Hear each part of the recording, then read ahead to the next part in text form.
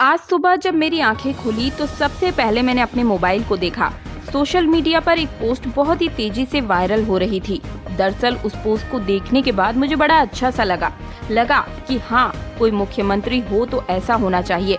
अब उस पोस्ट में ऐसा क्या था, सबसे पहले आप सभी सुन लीजिए। असल में मुख्यमंत्री योगी आदित्यनाथ क्या कहने वाले थे, ध्यान से सुनिएगा।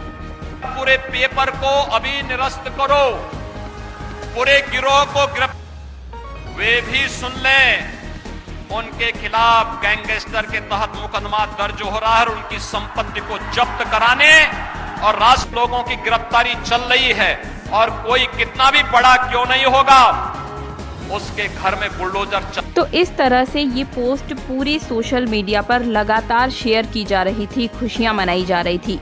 खुशी इस बात की कि उत्तर प्रदेश में अभी सिपाही की जो भर्ती के लिए परीक्षा आयोजित की गई थी, 17 और 18 फरवरी को उसका पेपर लीक होने का दावा किया जा रहा था। अब इसी बीच में ये पोस्ट वायरल हो जाती है तो लोग तो तारीफ करने के लिए आतुर होंगे ही। और जब हमारी टीम ने इस पोस्ट की पूरी तरीके से पुष्टि करने की कोशिश की तो हमें पता लगता है कि इस पूरी पोस्ट के अंदर पुलिस का कहीं नाम ही नहीं लिया गया है। जब इस पोस्ट को जूम करने की कोशिश की गई तो मुख्यमंत्री जी के पीछे एक तारीख लिखी हुई थी। तारीख थी 28 नवंबर, लेकिन साल कौन सा था, साल का पता नहीं लग पा रहा था। जब नीचे देखा गया, नीचे के स्थान लिखा हुआ था जहां पर ये जनसभा आयोजित हुई थी, वहां पर लिखा हुआ था रघुराज सिंह इंटर कॉलेज।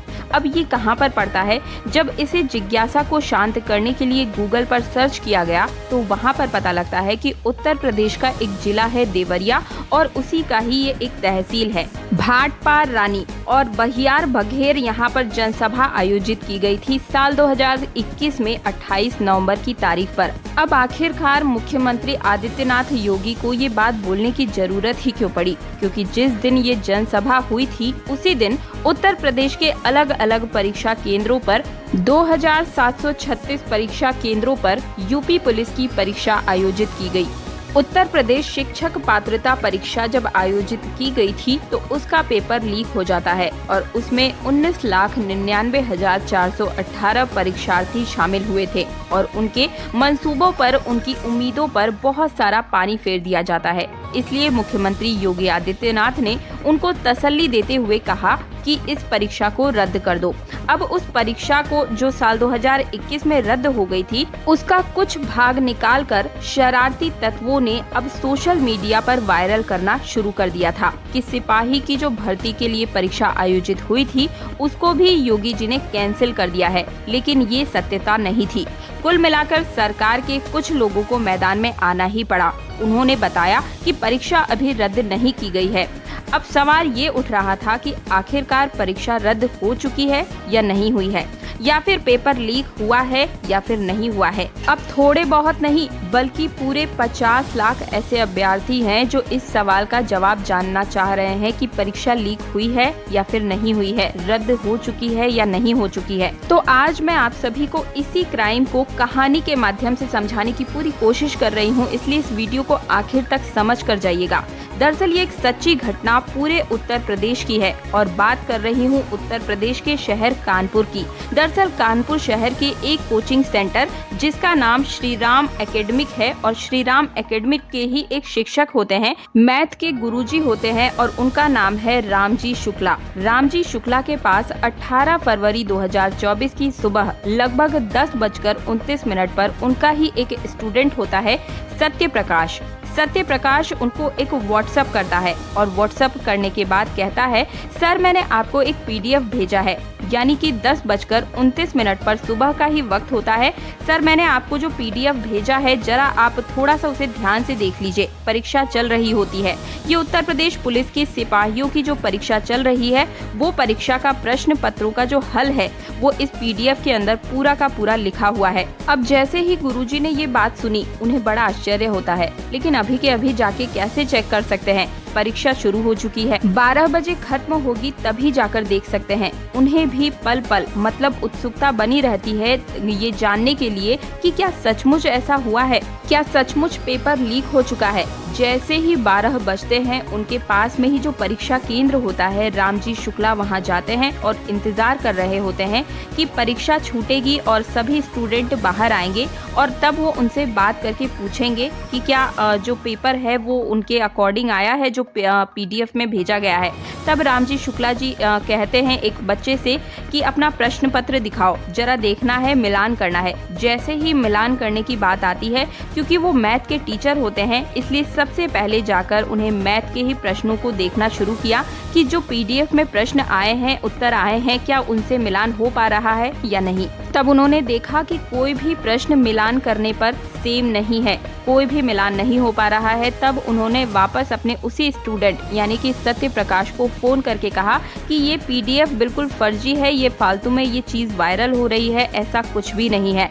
योगी आदित्यनाथ के रहते हुए यहाँ पर कोई गड़बड़ी नहीं हो सकती। निश्चिंत होकर अपना एग्जाम दो और मजे करो, कोई दिक्कत नहीं है। जिसने मेहनत की होगी वो आगे जाएगा और जिसने मेहनत नहीं की हो वो भले ही कितने ही PDF वायरल क्यों ना हो जाए, कोई फर्क नहीं पड़ता, वो कभी भी आगे नहीं जा पाएगा। उसके बाद फिर से दूसरी पाली में एग्जाम होना शुरू होता है, यानी कि 3 बजे एग्जाम शुरू होना था और शाम 5 बजे एग्जाम छूटना था।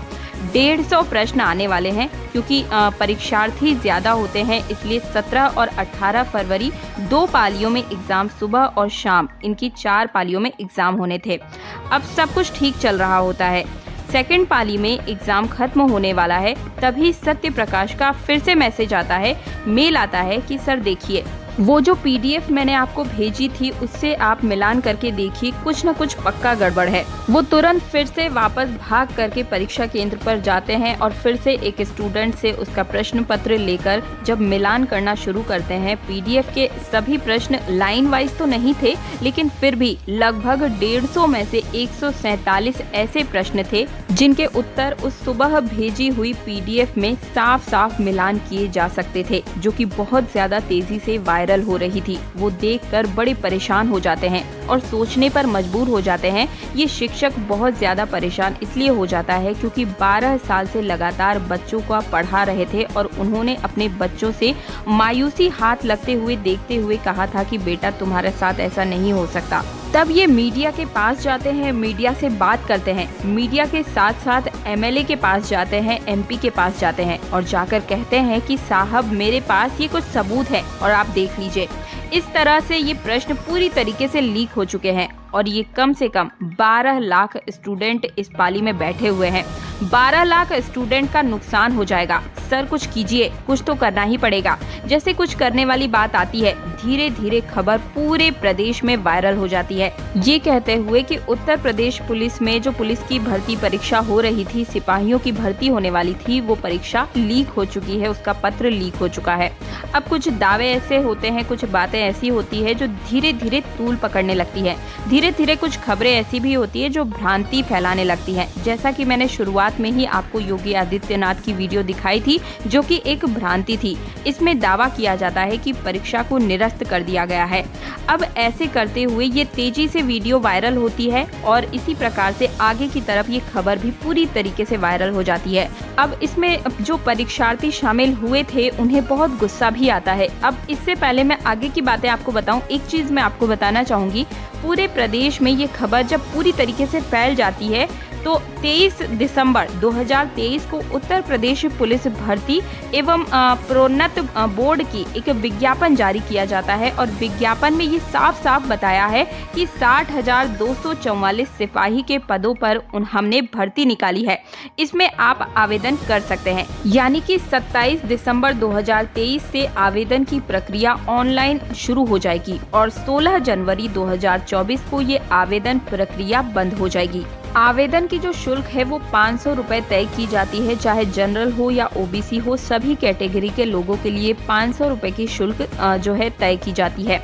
अब आवेदन फॉर्म जो है वो आने शुरू हो जाते हैं, आवेदन की संख्या बढ़ती जाती है। टोटल संख्या होती है 48,17,441 अभ्यर्थी इसमें आवेदन करते हैं नौकरी पाने के लिए। यानी कि 60,244 पदों के लिए 48,17,441 अभ्यर्थियों में आवेदन किया गया।